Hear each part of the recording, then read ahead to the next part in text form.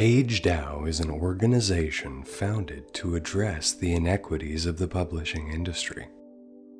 To the publishing executives, at least according to their recent testimony, the whole industry is just a crapshoot. Sometimes the thing works, sometimes it doesn't, and nobody really knows why. The hardest working, most committed authors are quite often not the ones who get the publishing contracts. Recipients are selected by a process which often involves dozens of rejections, with no feedback and no outreach efforts to facilitate new voices entering the space, creating a situation where a few lucky ones who don't have all that much talent slip in alongside the literary greats of their time. The need to financially succeed to perpetuate the industry routinely comes into direct conflict with its ostensible purpose: to support and promote the works of authors. With Web3, PageDAO argues the market can be opened up to reduce the amount of rejection faced by authors and provide community benefits such as training and even opportunities to earn by writing, rather than monetizing solely via exclusivity, excluding readers who can't pay or authors who aren't exactly what an editor is looking for. Publishing can be improved by a more direct focus upon inclusion. Let's take a step back before we get into the details of how this works and explore the difficulties facing authors in the contemporary publishing industry. Publishing is at the top of the news as a result of the mergers and acquisition moves by 2 of the 5 largest publishing houses in the United States. If successful, the merger will create a gigantic publishing company that will initially control roughly half of the American book market. The US government argues that this will create a monopsony, the inverse of a monopoly. Rather than driving prices up for goods and services, monopsonies drive down the wages earned by laborers, limiting competition for future bestsellers, and creating an environment where top authors will earn less. The publishers aim to create an organization capable of effectively representing the industry in the competitive landscape dominated by Amazon. It is important to note that both claims are effectively right to some extent. A massive publisher could potentially push back against the industry dominance by Amazon on behalf of authors, opening up a new stream of revenue by creating an entity that could hold its own against the Web2 literature giants' outsized influence. But at what cost to authors? When there is a rough quarter, if layoffs are forced, how many more authors and editors will be unable to find secure financial footing in their own industry? The literary Americans await the judge's decision. Many reflect on the state of publishing. At PageDAO, we're glad to see the industry under scrutiny. It faces deep challenges on a variety of levels. Publishing isn't just struggling with industry consolidation and an existential threat in the form of its partner industry of booksellers continually struggling to keep up with Amazon in a high-tech world. It also faces unprecedented challenges to books, especially those from marginalized voices and featuring marginalized characters and issues. Increasing numbers of banned books wasn't enough. Barnes & Noble announced a big cutback in orders of books that aren't expected to be bestsellers, cutting off a major venue to the vast majority of authors. Publishing is struggling, and it needs to change to survive. Fortunately, inclusive, low-cost, and censorship-resistant Web3 publishing technology is under development at PageDAO. With Web3, the publishers can achieve greater throughput and support more authors and titles with less potential for catastrophic financial downside than they face today in print media. Web3's unique set of properties include a base money layer that enables financial transactions between users at low cost, digital ownership that can include any element of an author's copyright that author chooses, collaboration between groups of writers to promote and market books at low cost, and decentralized assets that are always online and available. This essay will argue that these properties of Web3 technology make it an ideal candidate for the uses in addressing the overwhelming challenges faced by today's beleaguered publishers and by authors everywhere. At a glance, what is the publishing industry is a question that might seem ludicrous. The publishing industry is the industry responsible for selling books, of course. Authors write, then publishers edit, bind, and ship the books. However, in light of the ongoing antitrust litigation around the merger between Simon & Schuster and Penguin Random House, it's time to rethink our assumptions about what publishing is and how it works. We cannot forget, as we investigate the landscape of current-day publishing, the shadow cast by one of the world's largest technology companies, Amazon. After purchasing CreateSpace in 2013 and merging it with their Kindle business, despite their initially positive role in the rise of the ebook industry, Amazon has done little to innovate around ebooks.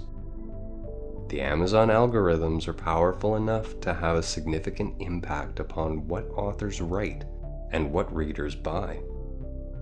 But as we can see from the difficulties faced by self-published authors, whose market is almost completely dominated by Amazon, the technology giant has little inclination to attempt to facilitate the creation of quality literature that does not immediately appeal on a superficial level. This state of affairs poses a bleak dilemma to self-published authors. Write to the formula and take the financial risk to pay for marketing, or don't sell copies. This is the backdrop upon which Simon & Schuster and Penguin Random House argue they must merge to compete. The broader publishing industry, Vox notes, is both unpredictable and frequently manipulated. Constance Grady sums it up best. The book market really is notoriously unpredictable, and book publishers really are fairly savvy about manipulating that market in order to ensure their own profits. Unpredictable. What a strange term to use for an industry that prides itself on paying some authors and not others. It is difficult to imagine a major publisher taking effort in rejecting the vast majority of authors and books randomly.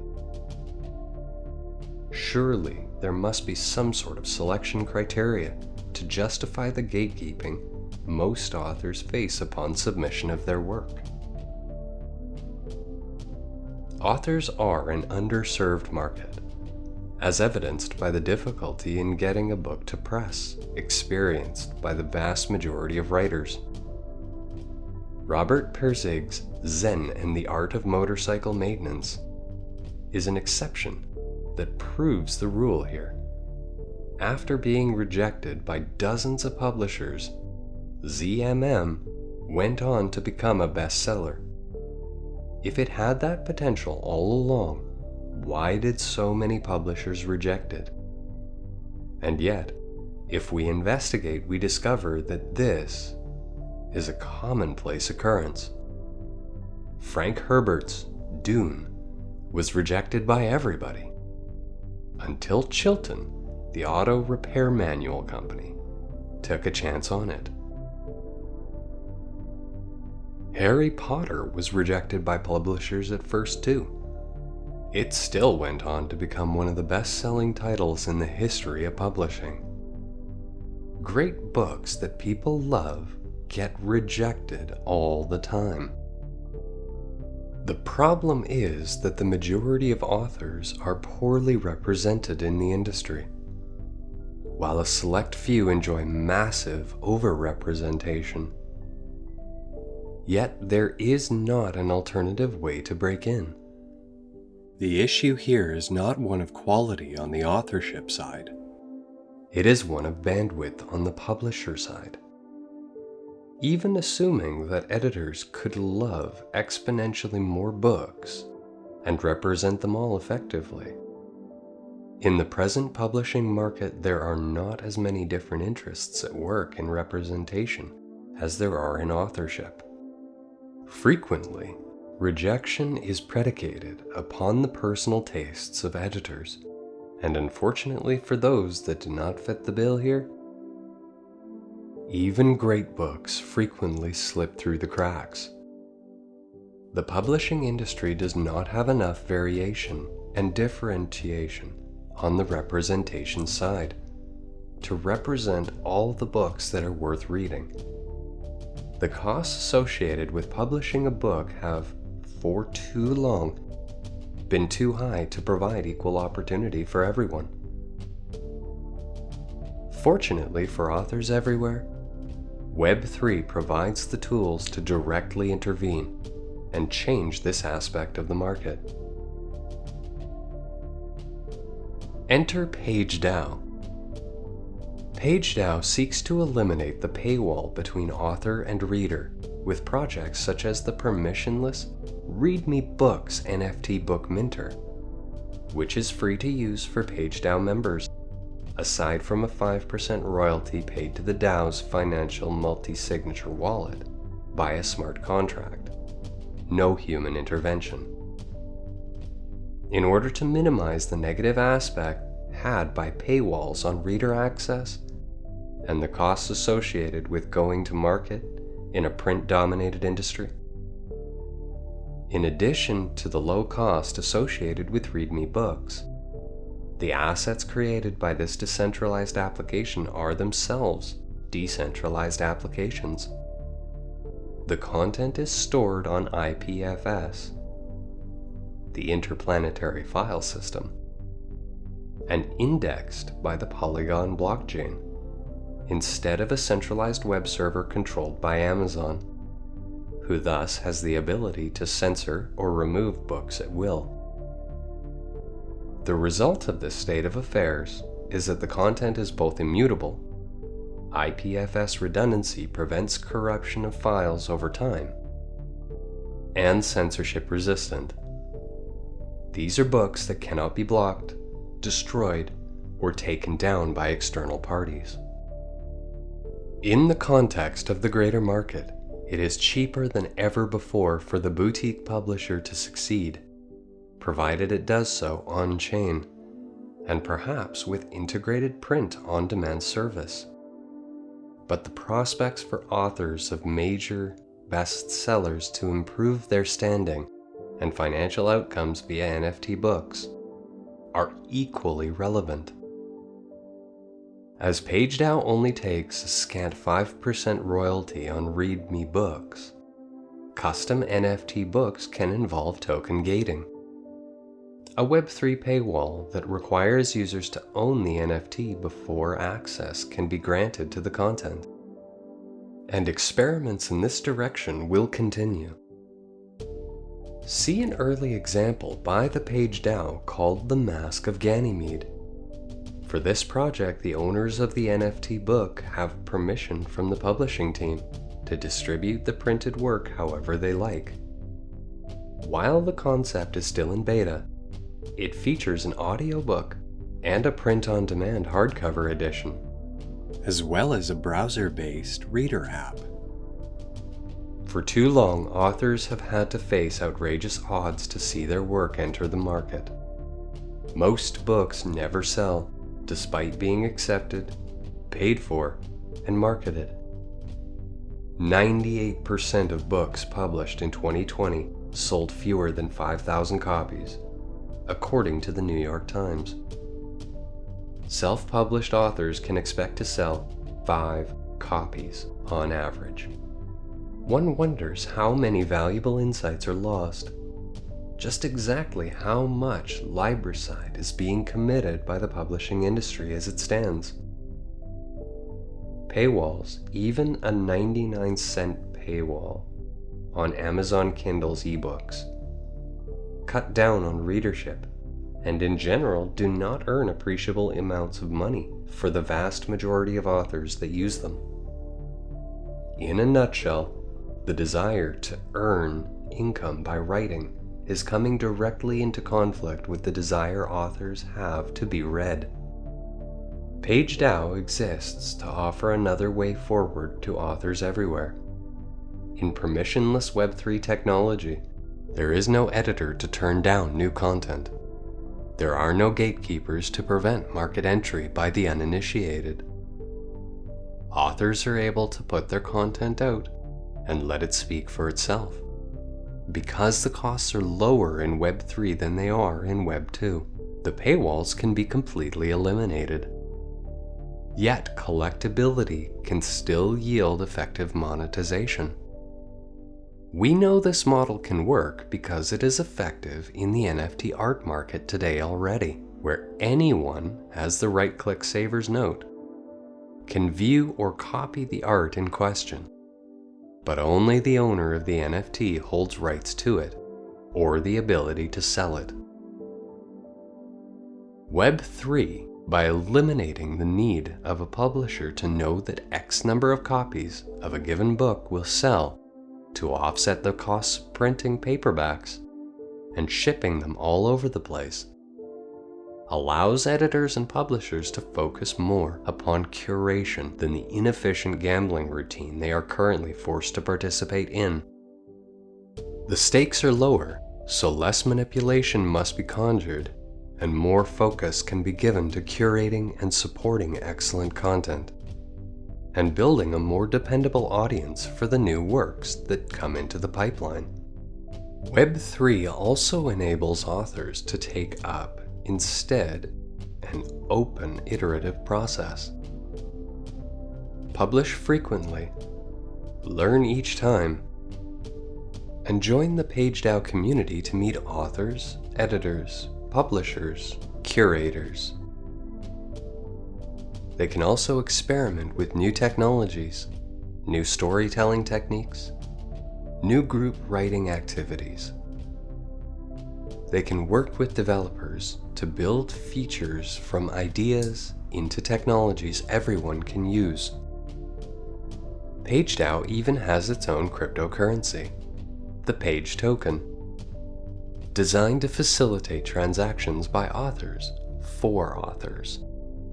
A literary economic microcosm, where every rule of the game is engineered in the author's favor.